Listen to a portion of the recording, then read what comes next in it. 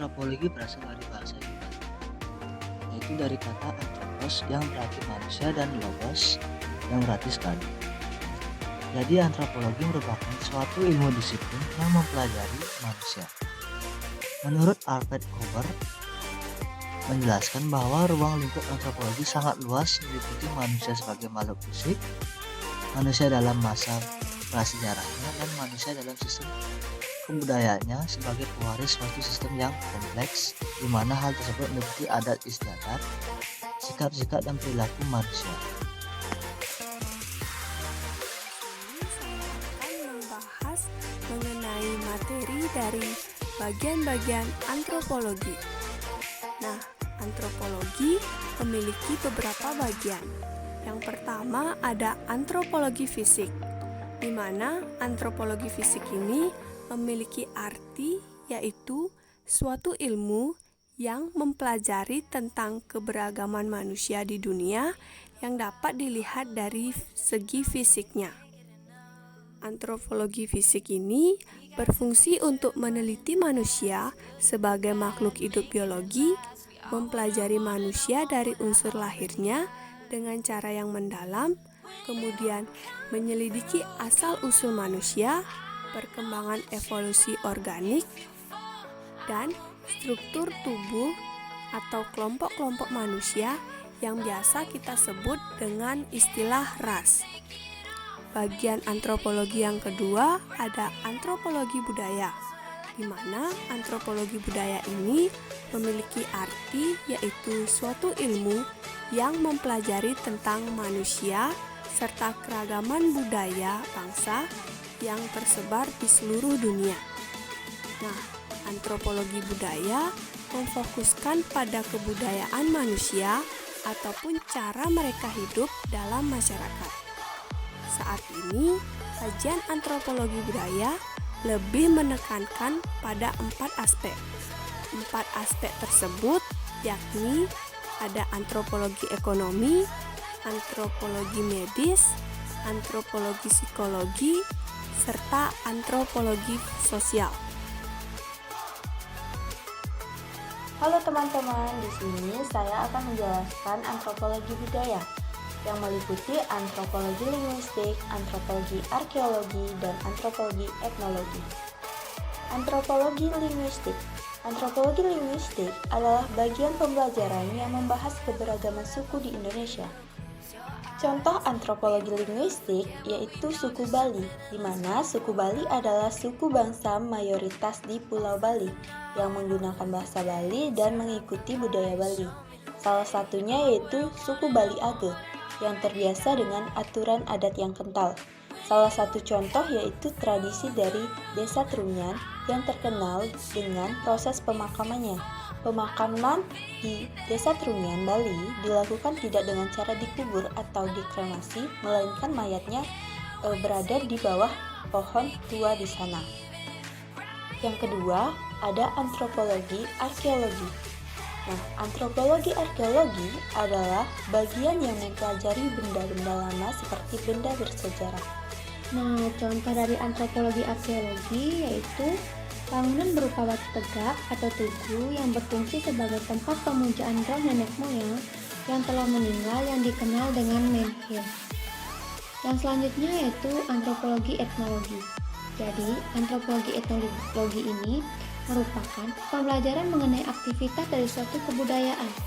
Contohnya yaitu megoak-goakan adalah tradisi atau kebudayaan yang ada di Desa Kintamani yang merupakan suatu tradisi keagamaan. Tujuan dari megoak-goakan yaitu adalah persembahan kepada Tuhan yang beristana di pura dalam tingit yang ada di Desa Kintamani. Pelaku yang melaksanakan tradisi ini yaitu semua masyarakat yang ada di desa, mulai dari anak-anak hingga orang dewasa. Selanjutnya ada materi tahap-tahap perkembangan ilmu antropologi. Pada fase pertama sebelum 1800, 4 abad yang lalu, dari abad ke-15 hingga awal abad ke-16, orang Eropa memiliki pengaruh besar pada suku, bangsa, komunitas, dan budaya lokal yang berbeda. Mereka menjajah 3 benua, Afrika, Asia, dan Amerika, Ketika bangsa Eropa menemukan sesuatu yang aneh, sesuatu yang baru di daerah jajahannya, mereka mempublikasikan pengalaman mereka secara tertulis. Kumpulan tulisan ini disebut etnografi. Pada fase kedua, sekitar abad ke-19, pada pertengahan abad ke-19, antropologi lebih berguna untuk mengklasifikasikan tingkatan budaya dengan mengkaji sejarah penyebaran budaya di muka bumi.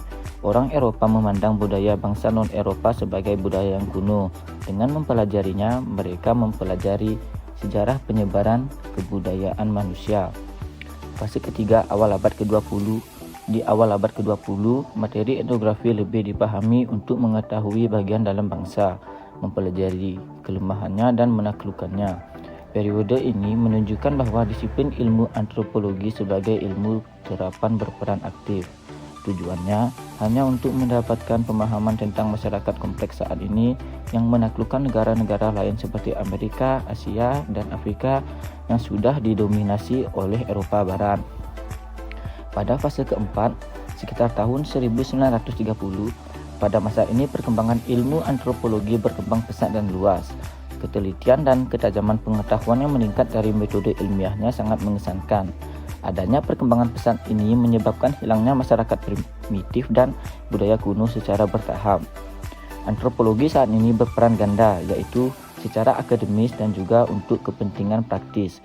Bidang akademiknya bertujuan untuk pemahaman manusia melalui studi tentang keragaman bentuk fisik, masyarakat, dan budaya. Tujuan dari praktik tersebut adalah untuk mempelajari, memahami, dan membangun komunitas etnis. Nah, di sini saya akan membawakan materi hubungan antropologi dan ilmu lainnya. Nah, yang pertama itu ada hubungan antara ilmu geologi dengan ilmu antropologi.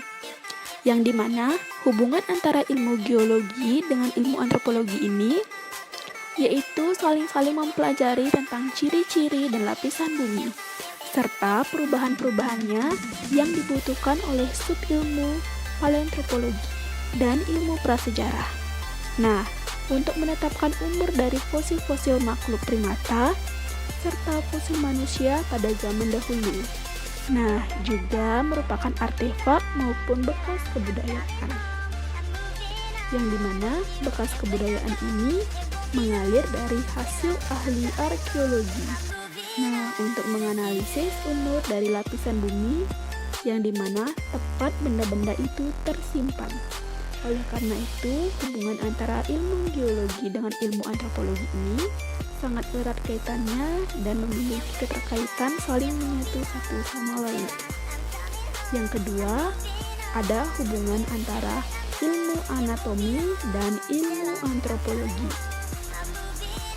Nah, yang dimana hubungan antara ilmu antropologi dengan ilmu anatomi ini yaitu dengan meneliti ciri-ciri ras di dunia. Nah, ilmu ini sangat diperlukan karena memang memiliki ciri-ciri dan berbagai bagian kerangka dari manusia, bagian tengkorak, dan ciri-ciri manusia pada umumnya, yang dimana menjadi objek yang sangat penting dari seorang ahli antropologi fisik. Nah, untuk mendapatkan pengertian tentang asal mula dan penyebaran manusia serta ras di dunia. Oleh karena itu, hubungan antara ilmu anatomi dan ilmu antropologi ini sangat erat kaitannya satu sama lain. Nah, yang ketiga ada hubungan antara ilmu geografi dan ilmu antropologi.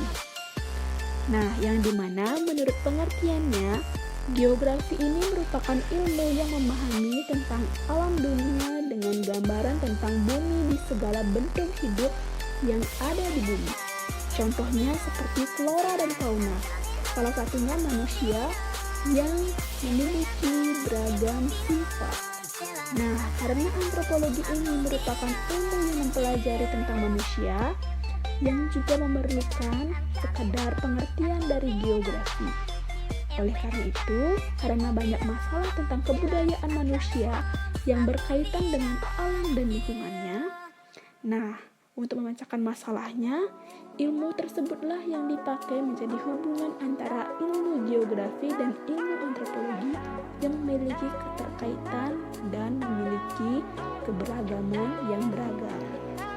Nah, selanjutnya yang terakhir adalah hubungan antara ilmu hukum dan ilmu antropologi. Pada awal abad ke-20, para ahli ilmu hukum di Indonesia telah menyadari betapa pentingnya ilmu antropologi sebagai ilmu yang membantu dalam penelitiannya. Nah, beberapa ahli hukum telah menyatakan bahwa ilmu antropologi ini sangat penting karena adat dan hukum bukan suatu sistem yang telah dipermasalahkan untuk aturan-aturan dalam buku undang-undang. Nah, melainkan timbul dan hidup dari masyarakat dan masalah pendata yang berasal dari aktivitas masyarakat. Sebaliknya, para ahli antropologi ini memerlukan bantuan ilmu hukum adat di Indonesia karena masyarakat mempunyai kegiatan yang berfungsi dalam pengendalian sosial. Nah, maka dari itu, ilmu hukum ini dan ilmu antropologi ini memerlukan keterkaitan satu sama lain yang dimana memiliki hubungan untuk menyadari betapa pentingnya ilmu antropologi yang akan membantu ilmu hukum tersebut sehingga memiliki hubungan yang sangat erat dan juga sangat bergantung. Nah, sekian materi yang dapat saya sampaikan. Bye-bye.